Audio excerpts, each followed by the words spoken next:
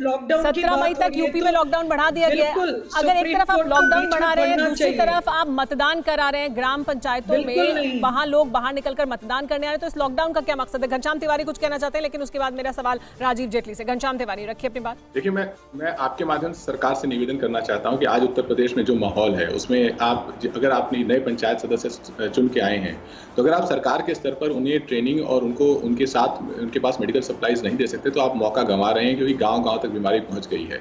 आज के समय में जो भी पब्लिक ऑफिशियल है, चाहे वो पंचायत के माध्यम से आया हो या उत्तर प्रदेश का स्वास्थ्य कर्मी हो, किसी भी स्तर का स्वास्थ्य कर्मी हो, उसके पास सरकार की तरफ से पर्याप्त ट्रेनिंग और पर्याप्त मिनिमम सप्लाईज, मैं नहीं कह रहा आप उसको रेमडेसिविर दीजिए, आप उसको पैरासीटामोल दीजिए, उसके पास ऑक्सीमीटर की सप्लाई होनी चाहिए, उसके पास बेसिक प्रोटोकॉल होना चाहिए। अगर सरकार युद्ध स्तर पर, गांव-गांव, सब डिवीजन स्तर पर, जिले स्तर पर ये नहीं कर रही है और सिर्फ मुख्यमंत्री मंच पर जाकर के कह रहे हैं कि सब ठीक है, कुछ गड़बड़ नहीं है, तो उत्तर प्रदेश को वो फिर से उस शमशान और कब्रिस्तान के गर्त में धकेल रहे हैं, जिसमें ऑलरेडी वो धकेल के आ रहे हैं अभी तक। तो ऐसा हमें उत्तर प्रदेश की सरकार से कुछ सकारात्मक रुख की अपेक्षा है, जो हमें दिखाई नहीं दे रहा। मैं विपक्ष के रूप में कह रहा हूँ। राजीव जेटली जी, ये जो आरोप है, इस पर क्या जवाब है आपका कि सकारात्मक रुख नहीं है सरकार का स्थितियों को देखते हुए? बड़ा सवाल है, एक और सीधा सा सवाल है कि जान जरूरी है या मतदान जरूरी है?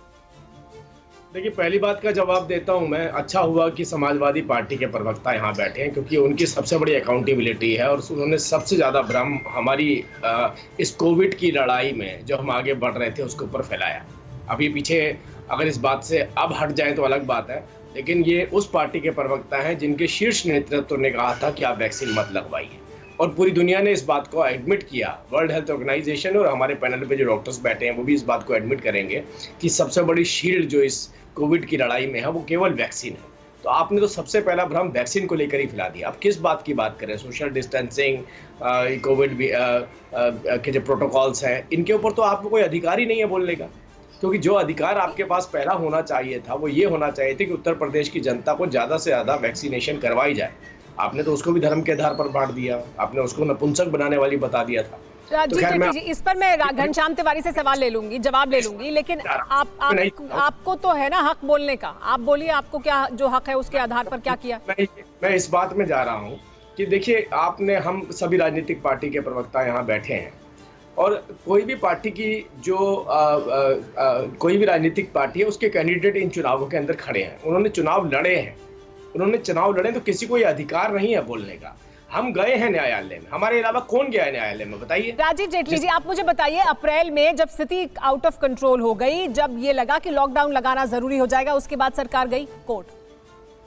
नहीं, मैं आपसे एक बात बता उसके बाद क्या सर मुझे संक्षेप में जवाब चाहिए। उसके बाद सरकार गई कोर्ट में, जब स्थिति ऐसी भयावह हो गई कि ऑक्सीजन के लिए लोग दर दर घूम रहे थे और आपको लगा कि बेड नहीं मुहैया करा पा रहे हैं आप, बेसिक सुविधा नहीं लोगों को मिल रही है, तब क्या सरकार गई स्टे लगवाने के लिए, या कम से कम ये जो 99 प्रत्याशी हैं जिनकी मौत के बाद ये चुनाव हो रहा है, इसको रोकने के लिए कोई कोशिश की?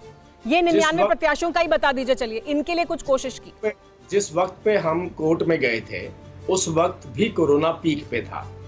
उस टाइम पे कोर्ट का निर्णय ये आया था कि चुनाव होंगे वहां पर। उस वक्त भी कोर्ट पर जो कोरोना था पीक पे था। अभी भी नहीं, राजीव जेटली जी, स्थितियां बहुत ज्यादा भयावह हुई मार्च के एंड में। मार्च खत्म होने के साथ, मार्च में केसेस बढ़ने शुरू हुए, मार्च खत्म होते होते स्थिति बिगड़नी शुरू हुई और अप्रैल में स्थिति भयावह हुई है। आप उसके पहले चुनाव आप गए थे कोर्ट, आप इसके बाद कोर्ट गए या नहीं? आप चुनाव आयोग गए या नहीं? एक डेलीगेशन भी अगर गया हो तो बता दीजिए। आप मेरे को समझ नहीं आ रहा कि आपने मुझे चुनाव आयोग समझा है क्या? सर, मैंने आपको राजनीतिक दल के प्रतिनिधि के तौर पर मैं आपसे पूछ रही हूँ, आपके राजनीतिक दल की तो पक्ष होगा सर, आप सरकार बीजेपी की है ना उत्तर प्रदेश में, इसीलिए कहा था सामूहिक जिम्मेवारी है। ये बात मुझसे जो पूछी जा रही है दूसरी राजनीतिक पार्टियों से भी पूछी जा सकती है कि क्यों नहीं आपस में समन्वय बनाया जा रहा। किसने ऐसी चिट्ठी लिखी जिसमें कहा गया कि अब चुनाव ना करवाया जाए? किसने न्यायालय में जाकर के गुहार लगाई? किसी ने लगाई क्या? तो वाई राजीव जेटली और BJP, why not all these political parties? नहीं, उनसे तो पूछा ही जा रहा है, उनसे भी मैंने वही सवाल पूछा, लेकिन आपसे भी तो पूछा जाएगा। जो सरकार है उसकी तो अलग जिम्मेदारी है ना। सरकार की तो, आप तो इस चुनाव को सुनिश्चित कराने के लिए एक मशीनरी के तौर पर काम कर रहे हैं, और चुनाव के लिए नहीं, आपकी पूरे प्रदेश में जो सेहत है लोगों की वो बनी रहे, जो हेल्थ फैसिलिटीज हैं वो आप लोगों तक पहुंचा पाएं, इस भयावह स्थिति से निपट पाएं, ये जिम्मेदारी तो बीजेपी की सरकार की है ना उत्तर प्रदेश की। मैं वही उसके आड़े अगर कुछ भी आता है तो उसे रोकने की आपको कोशिश करनी चाहिए। चुनाव आयोग, जाहिर सी बात है कि चुनाव आयोग करा रहा है, उसके लिए आपको कोर्ट जाना पड़ेगा, चुनाव आयोग को कहना पड़ेगा, आप नहीं रोक सकते अपने स्तर पर, लेकिन हमारे लिए सेहत को सुनिश्चित करना तो आपकी जिम्मेदारी है। मैं बता रहा हूँ ना, हमारे लिए तो चुनौतियां सबसे ज्यादा है। हमने तो इंफ्रास्ट्रक्चर भी तैयार करना है, हमने वैक्सीनेशन भी करनी है, हमने ऑक्सीजन भी देनी है, हमने ट्रीटमेंट भी देना है। आप चुनाव एक मिनट हमारे लिए तो चुनौतियां सबसे ज्यादा है। साथ में चुनाव, जो भी निर्देश चुनाव आयोग के हैं या कोर्ट के निर्देश हैं, उसके हिसाब से चुनाव भी करवाने, हमारी रिस्पॉन्सिबिलिटी तो सबसे ज्यादा है। और इसीलिए सवाल भी आप ही से ज्यादा होगा ना, इसीलिए क्योंकि आपकी जिम्मेदारी है, आप सत्ता में हैं, इसीलिए सवाल भी आपसे ज्यादा होंगे। लेकिन इसका मतलब ये नहीं है कि घनश्याम तिवारी इस बात से पल्ला झाड़ लेंगे कि सरकार को करना चाहिए था। जाहिर सी बात है, उनसे भी यही सवाल है कि वो क्यों नहीं पीछे हट गए, उन्होंने क्यों नहीं कहा कि हम नहीं उतारेंगे अपने प्रत्याशियों को। फिक्र आपकी, सोमवार से शुक्रवार रात 9 बजे सिर्फ TV9 भारतवर्ष पर।